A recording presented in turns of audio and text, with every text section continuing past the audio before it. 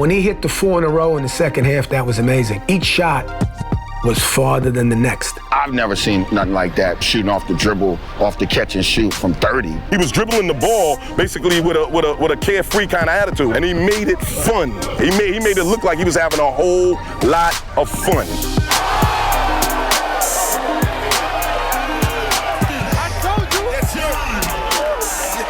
All you hear is Rucker Park. Guys wanted to play at Rucker Park. It was always a dream of mine to go out there and play.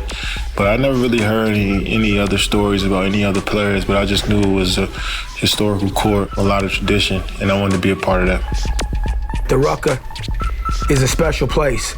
It is the #1 most famous street basketball park in the world. My friend White Chocolate, he called me and was like, "You want to play at the Rucker?" I was like, "Well, I'm in OKC right now." White Chocolate had mentioned that he wanted a team. He kept bugging me for a team, and I was like, "Yo, you guys show me who your roster is."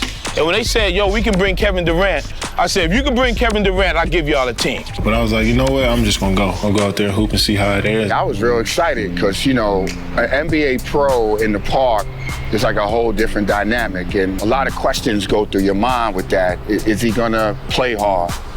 Is he gonna be able to deal with the critical eye of the crowd? What sort of effort is he gonna put in? We came in here on a Monday night, setting up at the usual time, but I knew there was an 8 o'clock Kevin Durant game. And about maybe 4:30, 5 o'clock, I noticed coming from the direction where the rooftop used to be, this tall guy with a knapsack on. And I was like, that looked like Kevin Durant. I said, nah, I know this can't be Kevin, because he was by himself walking into the park. I never want to walk into any gym or any court like I'm bigger than the court or the game or the player that's on the floor. I understand the type of exposure I have playing in the NBA, but I always look at it as like I got to respect the game. So when he finally gets up to me, now I'm like, I don't know how to tell this man he don't play till 8 o'clock. I hope he don't leave. So when I tell him, I see his expression like, yo, dude. And he was like, all right, I'm hungry, man. I said, all right, let's go get something to eat. He was like, nah, man, I want to stay here and you go get me something to eat. So I said, no problem, what do you want? He said, I want fried chicken, collard greens, and macaroni and cheese. I'm like, before a game? And he was like, yeah. They grabbed us some good soul food, and I was ready to go after that. I felt good. I felt right at home, actually. You know, that's the type of love as a player that you want. It's that neighborhood love that it's kind of hard to come by sometimes. So yeah, they looked out for me. The food was great too. The fans at Rucker are basketball fans of the highest level. They want to see the Picassos. They want to see the Pavarottis. They want to see greatness. When I step on any court, I always look to be me, no matter what. I'm never in chill mode. Scorer mode is on right now.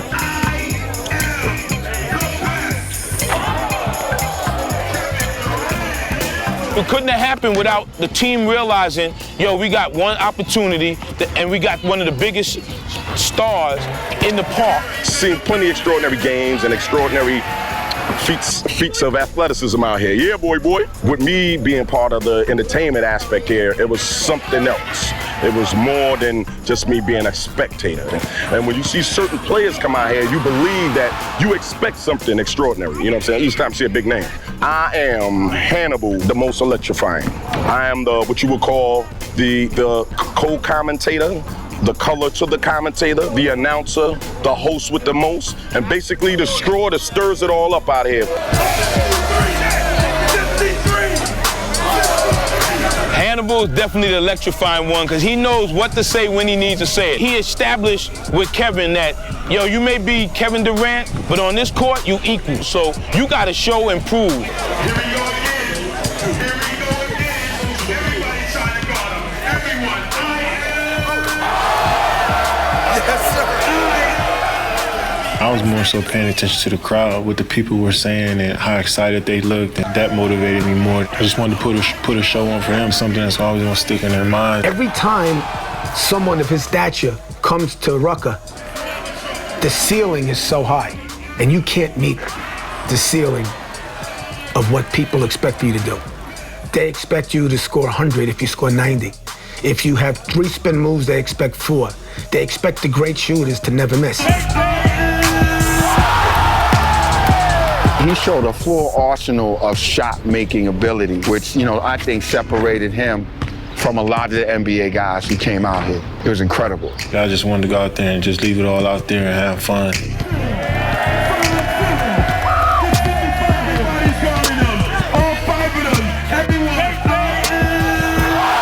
I guess Hannibal electrified him somehow and got him to feel like, okay, this is my house tonight. The way he dribbled and felt the court, and it was something else. Like it felt like he'd been here before. Second half is when he really lit this court up. He was hitting threes from mainly over here, and I mean deep threes. About maybe 3 feet from half court, hitting them from right here.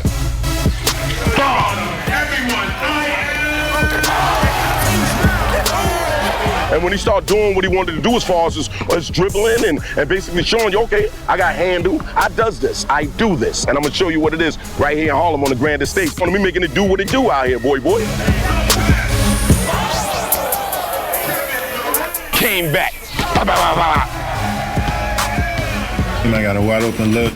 My feet were set, my shoulders were set, and I let it go. And then everybody ran on the court. It's probably one of the best feelings I ever had. I feel like we won a championship.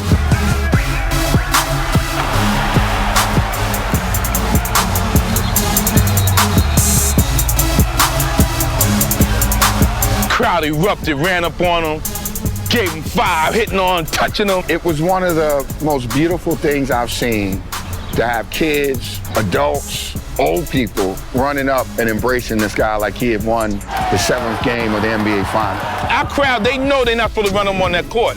But that night, I allowed people to do it because it was a special night. I mean, I had to stand in the corner like, and look up at the sky like, yo, is this truly happening? Like, I couldn't believe it.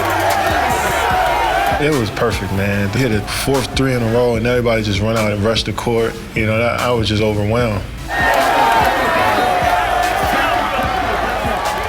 I've never seen anybody out of the years I ran this tournament do what he did that night. I've seen unbelievable performances. That was probably the best long-range performance I've ever seen. It was a great moment and a great atmosphere, something we'll never forget. I clearly have to say and admit it was the greatest performance I've seen, period. It just felt great to play and do something you love in front of people that love the game just as much as you do. And something I'll never forget. Stops, 7, lets it go, and buries it!